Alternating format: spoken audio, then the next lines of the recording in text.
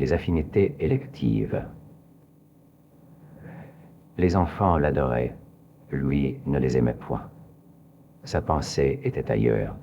Tout ce que ces marmots pouvaient faire ne l'impatientait jamais. Froid, juste, impassible et cependant aimé, parce que son arrivée avait en quelque sorte chassé l'ennui de la maison, il fut un bon précepteur. Pour lui, il n'éprouvait que haine et horreur pour la haute société où il était ennemi, à la vérité au bas bout de la table, ce qui explique peut-être la haine et l'horreur. Il y eut certains dîners d'apparat où il put à peine contenir sa haine pour tout ce qui l'environnait. Ah, monstre, monstre. Et moi aussi, je suis une sorte d'enfant trouvé, haï de mon père, de mes frères, de toute ma famille.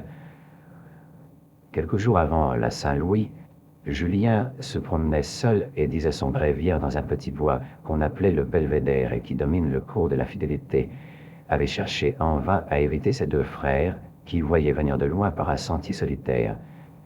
La jalousie de ces ouvriers grossiers avait été tellement provoquée par le bel habit noir, par le mépris sincère qu'il avait pour eux, qu'il l'avait battu au point de le laisser évanoui et tout sanglant.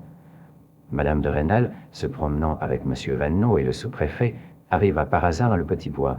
Elle vit Julien étendu sur la terre et le crut mort. Son saisissement fut tel qu'il donna de la jalousie à M. Vaneau. Il prenait l'alarme trop tôt. Julien trouvait Madame de Rênal fort belle, mais il la haïssait à cause de sa beauté. Il lui parlait le moins possible, afin de faire oublier le transport qui, le premier jour, l'avait porté à lui baiser la main. Élisa, la femme de chambre de Madame de Rênal, n'avait pas manqué de devenir amoureuse du jeune précepteur. Elle en parlait souvent à sa maîtresse. L'amour de Mademoiselle Élisa avait valu à Julien la haine d'un des valets. La haine de M. Vaneau redoubla aussi. Il dit publiquement que tant de coquetterie ne convenait pas à un jeune abbé. À la soutane près, c'était le costume que portait Julien.